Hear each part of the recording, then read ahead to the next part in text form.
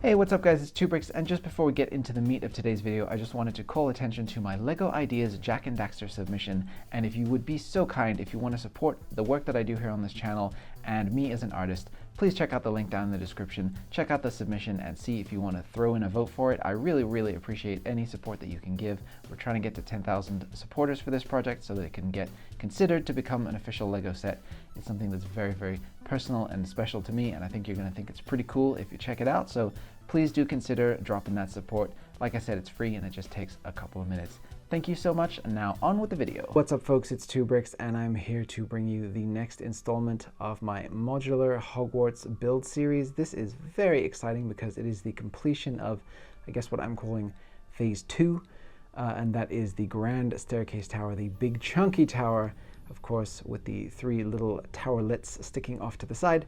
And that completes the kind of the whole top section of it here, obviously with the roof capping it all off. So narratively speaking, this is probably the least interesting update I've done to date because there is no interior to speak of on this. Everything inside of here is structural and is designed to keep this thing absolutely rock solid and to achieve the very sharp angle that I have here with the roof, which pretty much I think is the exact right angle when referencing like the Hogwarts shooting model that they have over in Leavesden Studios in London. This thing was such a tricky thing to figure out, and it actually, even after I completed the initial build, it took me several months of tinkering to figure out the sort of final structure of it, where it could actually be assembled by folks out there in the real world who aren't me and who aren't willing to struggle the way that I struggled to initially attach all of these individual panels. And so, yeah, you guys are going to get to see the kind of revised, people-friendly version today, and I'm very excited for that. So instructions are available down in the description right now. You can go and get the instructions for this. If you've been building along so far and you've built your giant Hogwarts display up till this point, you can go ahead and add the next layer right now, and I'm super excited for all of you guys who've been doing that. Thank you so much for all of the support. It means the world. And for everybody who snaps up the next installment when it comes out, that really helps me out, helps the channel out a lot. That's what pays the bills around here at 2Bricks, so very much appreciated. So yeah, I'm going to show you guys some of the interesting design elements to this. There's a lot of fun little bits to look at on the surface, the surface texture and everything. I love the way that this sort of shimmers in the light, by the way. If you ever do get to build this and have it on a turntable like how I have it here, I love seeing how the light plays off of the different roof tiles. But yeah, obviously there's a lot of little details here on the surface to look at, and I'm excited to talk about all that with you today. So let's dive in and take a look at this, and then we'll put it in the main layout and see how everything is shaping up. All right, so starting up here at the Dumbledore's office section of the build. So last episode on the series, I alluded to the fact that Dumbledore's office, which I presented a little mini diorama of, actually goes in this section of the build. Obviously, this is a very tiny scaled down version of the exterior of the castle. Doesn't really match with the interiors, of course, that there's no physical way to do that and have it be practical. So we have the exterior here, and then when you lift this up, when it's actually in place on the layout, you'll see Dumbledore's office inside of this space under here. This is all hollow and accommodates that. But yeah, I really was trying to capture as much of the accurate detailing of this as possible. So the fact that the first tower is a little bit thicker, I have a little bit of an indication there for the window frame and a little bit of kind of decoration over the frame there. We have the little spires going up, tipped with the sand green. I think that always looks really nice. Kind of gives it that lightning rod look there with the like copper topping, you know. And then we have a couple of windows going down as well. And then the way that this all just blends into the castle pretty seamlessly makes me very happy as well. And that was a really tricky thing to design because it exists separately from the roof panels. This just plugs into a Technic frame, or not a Technic frame, but a brick built frame that is inside of here. That's very minimal, but it's very strong, using a lot of brackets and things to lock all of that into place together. And then you just plug this in using a Technic axle that runs right down through here, straight into that frame. So this is nice and secure in here. I mean, it wobbles a little because it's literally attached down here only, but it's not going to go anywhere. And it's very seamless in there. You can see very minimal gapping around the edge. It just fits very snugly in there. So I'm really happy with that. And then next you can see all of these individual little windows that are poking out of the sides. So each of those is topped off with the tiling, and I tried to keep it a little bit interesting for you guys so that you're not just building, 92 or however many there are of the exact same thing. So we have a couple of spots where there's slightly different construction in there, so you have a little bit of the sand green. It also just gives it a little bit more visual interest as well. And if you remember during the scene with the Hungarian horntail attack, it was scrambling all up and down the sides of this tower right here, and Harry was hanging off of this with his broom, which is something that you can actually do in here, by the way. Since each of these are handle pieces, you can actually clip a minifigure hand hanging onto any one of these windows around the entire castle there. So that's really cool. But yeah, I wanted to kind of show a little bit of there's been some damage, maybe some bludgers went awry and smashed a couple of windows here or there, or maybe the dragon has been stomping around. So it's just not 100% even and boring. I also added in just these couple of little flecks of the sand green as well, just to be in keeping with the rest of the castle, where I'm starting to do that a little bit as well. We're not just sticking with the dark gray only. And so that's that. And then just up here at the top, we have the weather vane, very simply done with a rod and a Technic crossbeam piece there. And I think that's just very effective. But overall, you can see here just a very, very tight, seamless look.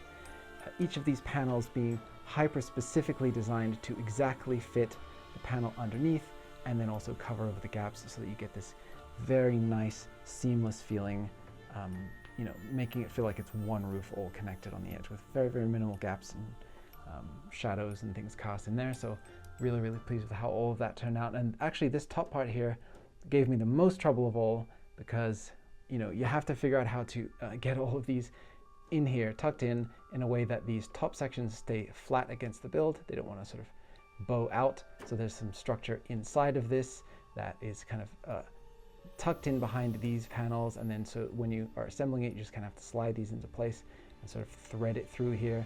And I do put a little bit of instruction, kind of text in there in the instruction manual to give you a little bit of an idea of how you're supposed to do that correctly. And then it's all just attached down here with hinge bricks underneath of here, and the plates that come down. And then we have hinge bricks at the top as well. We have 2 sections that are offset, each of which has 4 hinge bricks on it, so that you have your 8 connection points, here, here, here, and there. And then these lower ones have their connection points here. So it's all very boring and mathematical, but I did try to make the instructions varied. And the way that you do it is that you kind of apply one of these, one of those, the center ones, then the one in the middle, and you're just sort of going around that way. And each of the builds varies slightly, so you're not going to be too bored putting all of these identical pieces together. And the same goes for down here. So, as with the rest of the tower, I try to make sure that there's little spots where there's bricks, masonry bricks poking through, just for that little bit of texture. And you're also using a couple of spots here with some relief. And once again, these you can pop off if you want to, so you can have points to attach clear rods so that you can put figures flying around the castle on their brooms. And yeah, so that's something that I wanted to continue up to the very top here.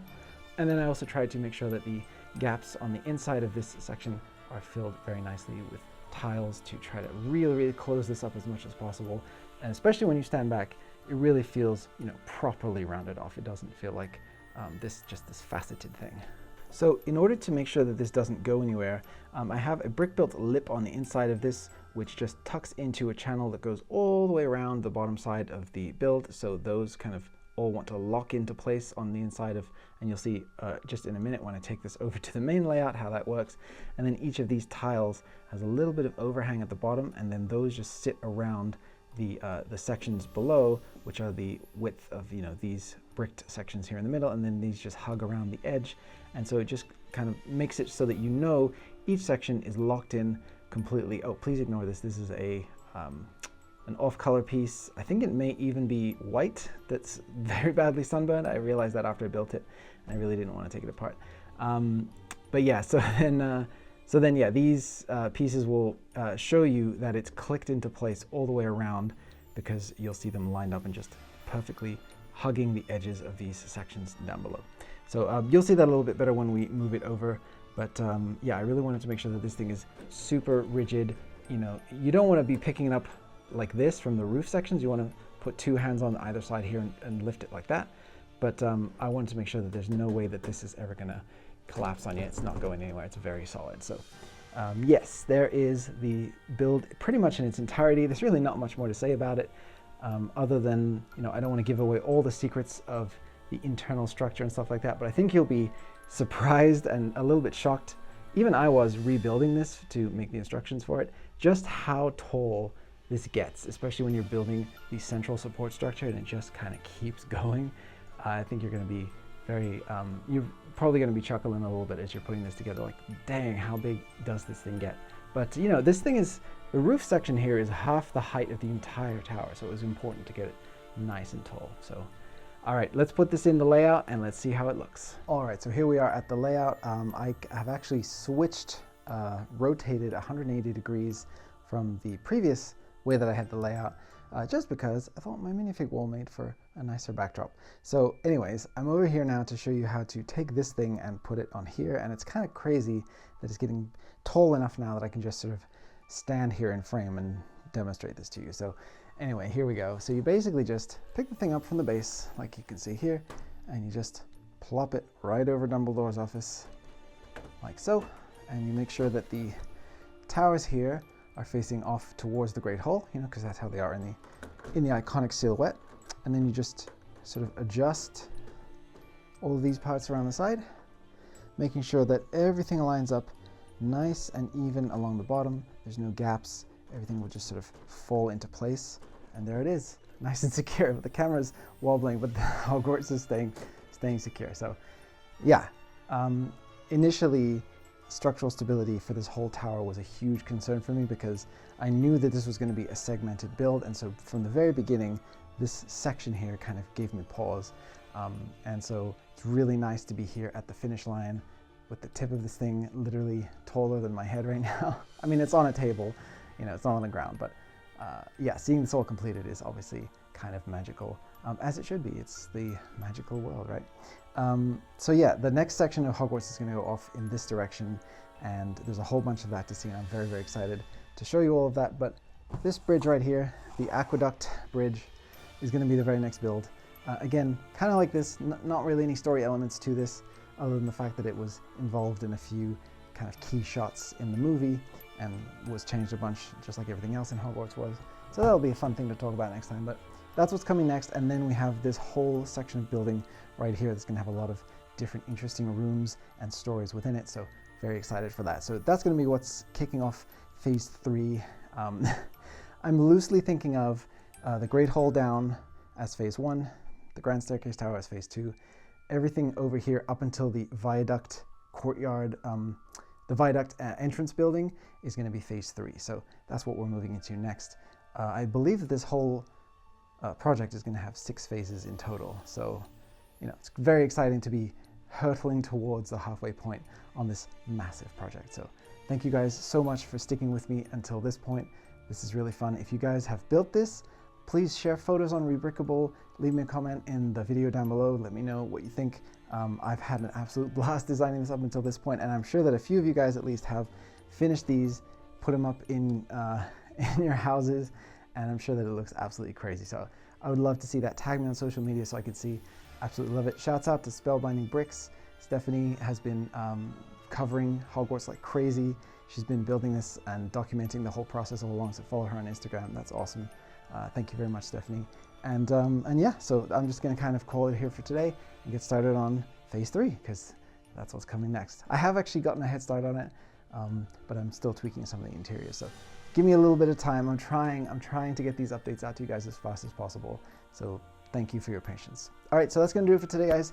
Thank you so much for watching. I'll see you on the next video, and may the force, oh wait, no, mischief managed.